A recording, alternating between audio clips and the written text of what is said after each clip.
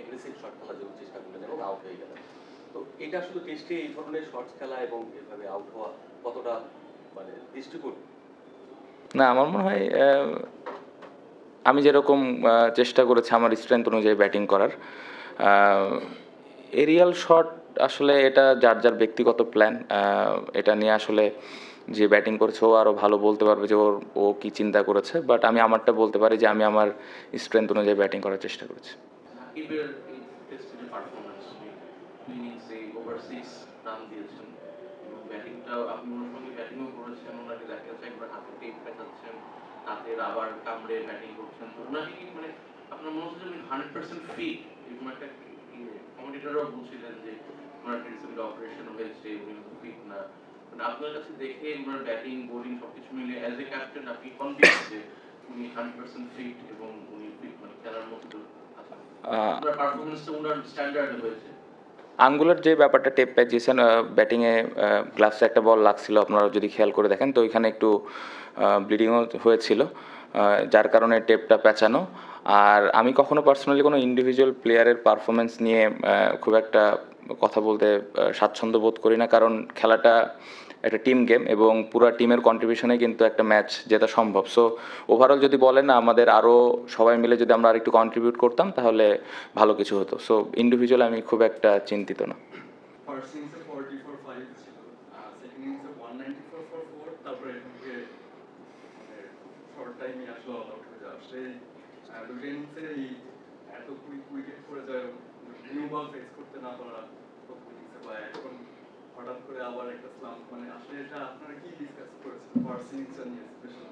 First ইনিংসে আমরা batting ভালো করি না, আমি একটু আগে যেটা বললাম যে খুব ইম্পর্টেন্ট একটা টেস্ট ম্যাচের ফার্স্ট ইনিংসে ব্যাটিং করা, এবং as a top order batsman এই জায়গায় চ্যালেঞ্জ থাকবেই, এবং এই চ্যালেঞ্জটা এটা আমাদের চয়েস যে আমরা উপরের দিকে ব্যাটিং করি। সো এটা আমরা কিভাবে কোপ আপ করছি এটা ইম্পর্টেন্ট। সো ব্যাটাররা এটা নিয়ে কাজ করছে, বাট রেজাল্ট ওইভাবে আসছে না। আশা করব যে সামনে আসবে। আর যেটা বললেন যে আজকে তাড়াতাড়ি আবার উইকেট পড়ে গেল শেষের দিকে অনেক চ্যালেঞ্জ ছিল ব্যাটিংয়ে, আমার মনে হয় উইকেটে রাফে ওরা বল করছিল, চ্যালেঞ্জ ছিল, বাট আমি এটা এক্সকিউজ হিসেবে দিতে চাই না, এই চ্যালেঞ্জটাই আমাদের নিতে হবে। পাকিস্তানের সাথে সাকসেসের পর স্বাভাবিক আশা ছিল যে ভারতের মাটিতেও সেরকম কোনো একটা কিছু হতেও পারে, কিন্তু আমরা তো দেখলাম যে আসলে আমরা ফাইটই করতে পারলাম না। যদি ভারতের ইনিংস জিতে না পারতো তো থার্টি খেলা শেষ হয়ে যেত, কিন্তু মনে হয়নি যে আমরা পাকিস্তানের সাথে এত বড় একটা সাকসেস পেয়েছি। সিরিজ আসার আগে সবচেয়ে বেশি আলোচনা হয়েছে যে এসজি বোর্ড, এটা কি আসলে এই যে মানে ফাইট করতে না পারার পিছনে এই এসজি বোর্ডটা আসলে কতটা রোল প্লে করেছে বলে?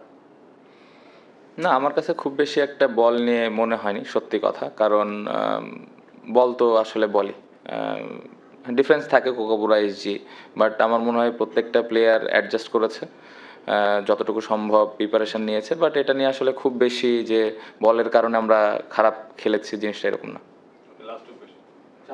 ওভারঅল ব্যাটিং পারফরমেন্স যেটা আমরা দেখলাম এবং এই পারফরমেন্সের টেস্ট সব মিলিয়ে আপনার এই টেস্টের পারফরমেন্সটা একটু অ্যানালাইসিস করবেন। আর একটা বিষয় হলো সাকিবের বোলিং কম করার পেছনে কোনো কারণ আছে? আচ্ছা, ওভারঅল যদি বলি যে আমাদের ফার্স্ট ইনিংস ব্যাটিং ভালো হয়নি, যেটা খুব ইম্পর্টেন্ট ছিল। ওই জায়গায় আমরা স্পেশালি টপ অর্ডারে যদি একটা পার্টনারশিপ আমরা করতে পারতাম তাহলে আরেকটু ভালো অবস্থানে থাকতাম, এটা একটা দিক ছিল। আর সেকেন্ড ইনিংসে ভালো আবার পার্টনারশিপ শুরু করেছি, বাট শেষের দিকে আবার খুব আর্লি উইকেট পড়েছে, ওই জায়গাটাতে আমাদের আরেকটু কেয়ারফুল হওয়া উচিত। সাকিব ভাইয়ের বোলিংয়ের ব্যাপারে যেটা বললেন যে আমাদের কিন্তু ফার্স্ট ইনিংসে আপনি যদি দেখেন 3 পেস বোলারই দারুণ বোলিং করেছে, সো আমার প্রয়োজনই পড়েনি তাকে বোলিংয়ে আনার জন্যে। আর এক পাশ থেকে মিরাজ ভালো বল করছিল, সো এটা একটা পরিকল্পনাই ছিল যে যত বেশি আমি ফাস্ট বোলারদের বল করাতে পারি, এবং আমার মনে হয় 6টা উইকেটও আমরা খুব তাড়াতাড়ি নিলাম, সো এটাই প্ল্যান ছিল। আপনার কাছে অ্যাজ এ ক্যাপ্টেন আপনার কাছে কি এরকম যে স্ট্রাগল করছে সব ডিপার্টমেন্টে এমন একটা প্লেয়ারকে টিমে কন্টিনিউ করাটা একটু ডিফিকাল্ট মনে হয় কিনা অ্যাজ এ ক্যাপ্টেন? ভাই অনেক কিন্তু ব্রেভ কোশ্চেন করছেন, মাশাল্লাহ। না,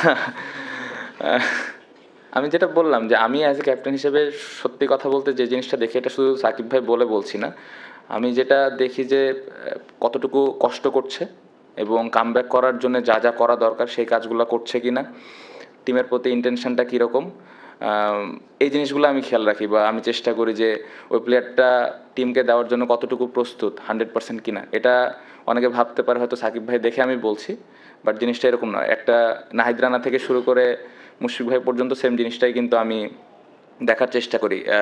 কোনো এমন না যে রান করছে বা রান করছে না, এটার থেকে ইম্পর্টেন্ট আমার কাছে লাগে যে তার প্রিপারেশন কেমন বা টিমের প্রতি তার চিন্তাভাবনা কেমন, সে টিমকে ভালো কিছু দেওয়ার জন্য ওই অনুযায়ী প্রিপারেশন নিচ্ছে কিনা। সো এই জিনিসটা দেখে আমি হ্যাপি। টিমে যে 15টা 16টা প্লেয়ার আছে সবার ওই প্রিপারেশন বা কমিটমেন্ট দেখে আমি খুশি।